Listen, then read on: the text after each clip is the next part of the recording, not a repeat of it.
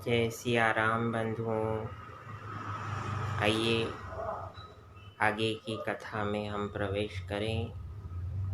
सर्वप्रथम यह बात समझना आवश्यक है कि भगवान की जो लीलाएं श्री राम अवतार के रूप में या श्री कृष्ण अवतार के रूप में, भगवान वेदव्यास के रूप में या बुद्धावतार के रूप में, भगवान ने जो जो लीलाएं की हैं उनमें से कौन सी लीलाएं व्यक्ति के लिए जीवन उपयोगी होंगी, उसका चयन प्रायः व्यक्ति को स्वयं करना पड़ता है।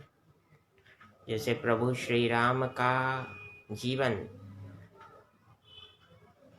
हमारे पर्सनल लाइफ को, व्यक्तिगत जीवन शैली को परिवर्तित करने का सामर्थ्य रखता है। श्री कृष्ण का व्यक्तित्व हमारे जीवन को डायरेक्टली पॉजिटिव इम्पैक्ट करने का सामर्थ्य रखता है। उसी प्रकार भगवान श्री राम की जो लीलाएं हमने कल श्रवण की, उस कथा प्रसंग में आगे बढ़ते हुए मैं मनीष भगवान दास, श्री राम कथावाचक, श्री ब्रजधाम संत हरदाराम नगर किदवानी पार्क के सामने बैरागढ़ भोपाल से कथा को प्रारंभ करता हूँ। कल की कथा में आपने जाना कि किस प्रकार से व्यक्ति जब ईश्वर की शरणागति स्वीकार करता है तो उसके जीवन में असंभव कार्य भी संभव होने लगते हैं। असफलता भी सफलता के रूप में परिवर्तित हो जाती है, वैरी भी मित्र बन जाते हैं और कठिनता सरलता में परिवर्तित हो जाती है। आगे जिसका आदेश राम कथा देती है उस पद को हम समझें। गरुड़ सुमेरु रेणु सम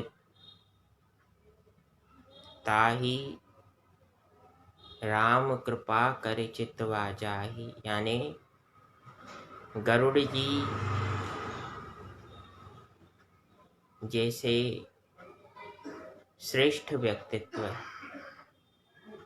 जो व्यक्तिगत रूप से हमें प्रभावित कर सकते हैं, गरुड़ को पक्षियों का राजा कहा जाता है।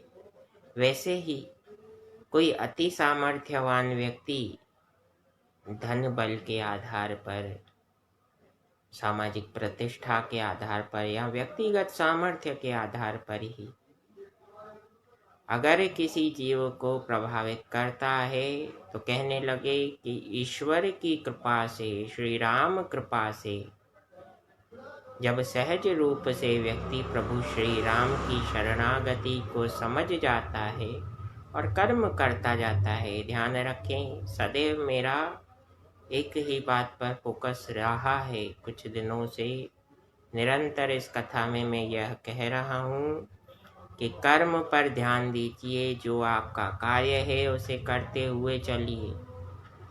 Doesn't matter whether you are fit और यू आर फीलिंग इलनेस, स्वस्थ हैं या अस्वस्थ, फिर भी कर्म के प्रति वफादारी रखते हुए निरंतर चलते चलिए।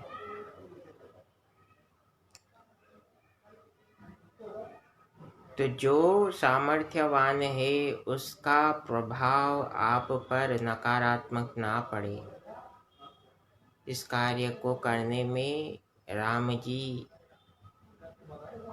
सहज सरल रूप से हमारी सहायता करते हैं। उनका नाम हमारी सहायता करता है।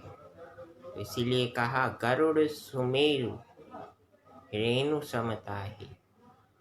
चाहे गरुड़ जी जैसा श्रेष्ठ व्यक्तित्व हो या सुमेरु पर्वत। अब सुमेरु क्या है?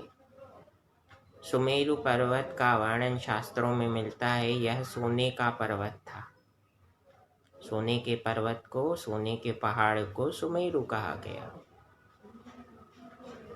तो अति संपन्न व्यक्ति, अति संपन्न व्यक्तित्व, अति संपन्न सामर्थ्यवान कोई जीव आप पर अपना कुप्रभाव न डाल सके, इसके लिए आवश्यक है राम कृपा हो। तो ये सब स्थितियां जो हमें असंभव लगती हैं वे कैसी हो जाएंगी? रेणु समता ही रजकण के समान सहज रूप से समझने आने लगती हैं, और हम फिर वह कार्य करते ही नहीं जिससे हमारा अहित हो। तो भगवान की भक्ति करने का सबसे बड़ा फल जीते जी व्यक्ति को यह मिलता है कि व्यक्ति बहस करना छोड़ देता है। बहस करने से हमारा तो अहित होता है, लेकिन हम दूसरों का भी अहित कर बैठते हैं। तो राम नाम जपते रहिए, अपने कर्म को करते रहिए, प्रभु श्री राम की कृपा आप पर बनी रहे। अंत में यही कहूँगा कि राम कृपा कर चितवा जाहि।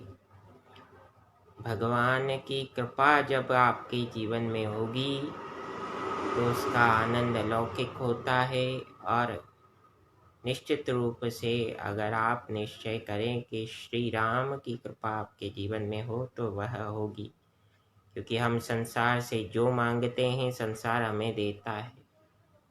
ये प्रकृति रूपी हमारी माँ, प्रकृति माता बड़ी दयालु है, बड़ी कृपालु है। स्वस्थ रहें, आनंदित रहें। जय सिया राम, जय जय हनुमान।